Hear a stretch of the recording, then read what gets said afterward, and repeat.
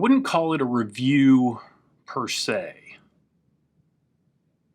I'll explain.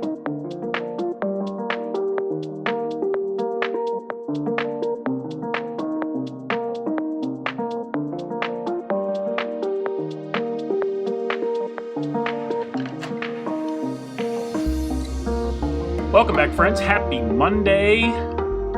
If you were with me last week and you stayed until the end of the video, you saw that I got commissioned to build a Velo Orange Polyvalent low kicker.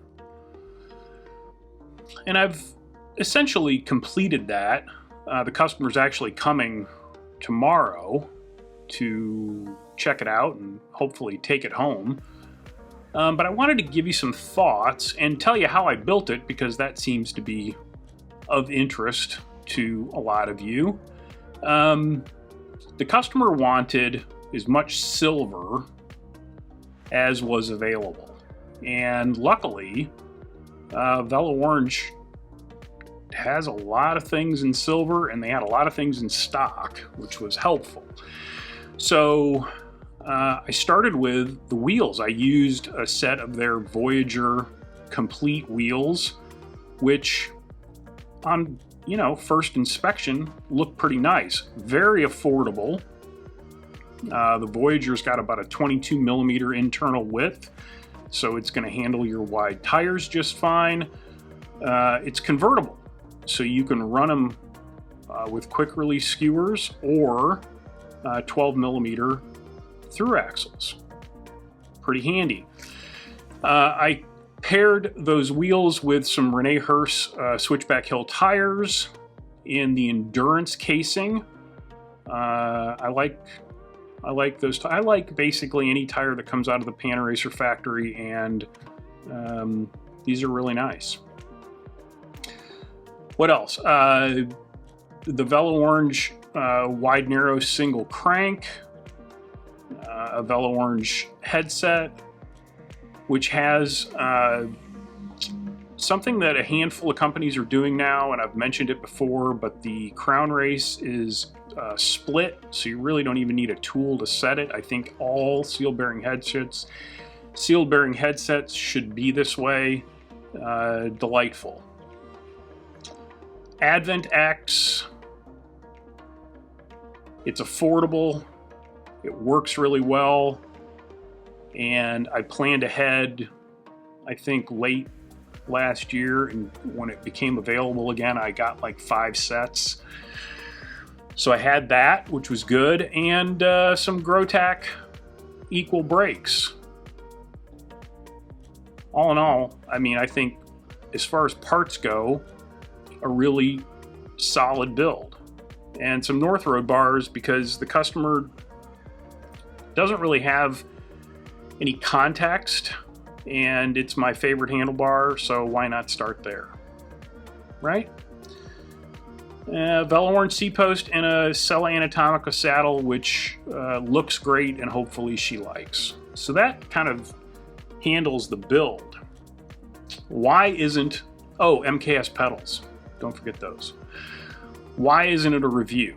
Well, it wouldn't be fair, quite honestly, because the bike's not set up for me. If honestly, to get the reach number where I need it to be, I'd have to go up a size. I think it's almost easier to, if you're going to review a bike that isn't your size or isn't set up for you, I think it's almost easier to do it bigger rather than smaller. If that makes sense, I don't know. I just didn't think it would be fair. Even those parking lot test ride videos that I've got a couple of, those were bikes that were in my size, that were in the ballpark of where I would ride them. So I felt comfortable, even though it was a short ride, kind of giving you my thoughts. How do I think the bike is going to ride? Well, I think it's going to ride great. It's sure-footed, it's not twitchy, there's no sign of wheel flop. I think ultimately she's going to have a great experience on this bike. Who's the bike for? Well, someone that wants a bike that they can ride on multiple surfaces, obviously, someone that may or may not want to carry a moderate load, and, you know, someone that wants to, I'm going to plant my tongue firmly in my cheek, someone who wants to experiment with some newfangled technology like disc brakes or through axles. What would I change? I'm not a big fan of internally routed cables under any circumstance. And the rear brake on this bike is internally routed. Now, there's a tube that runs the length of the frame, and you run the housing the full length all the way through that tube. So there's no drama trying to fish that thing out the other side. I understand why they did it. I understand the aesthetic of it. And it's a niggly little thing. I mean, it's picky. I guess the other thing is I wish that stack number was a little higher. I'm sure somebody there could explain to me why it is the way it is. I wish, you know, anytime you're, or most of the time that you're dealing with a woman on a bike, you know, their legs are going to be longer than their torso.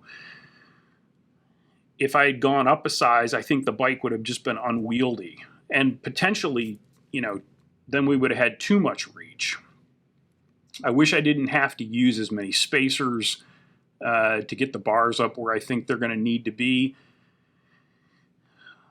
But if you'll allow me to rebut my own argument, the number of spacers that I've got there now is, you know, less than a Technomic stem with a 190 millimeter quill. I don't know why in my brain it seems okay with a quill stem, but with a threadless stem, I don't know. But anyway, I wish that the stack number was a little bit taller, a little bit higher. All in all, I'm happy with the way it turned out. I still love those brakes. And if you're thinking about buying one, I would say, you know, tally ho. And if you have any questions, obviously, put them down in the comments. I hope something good happens to you today.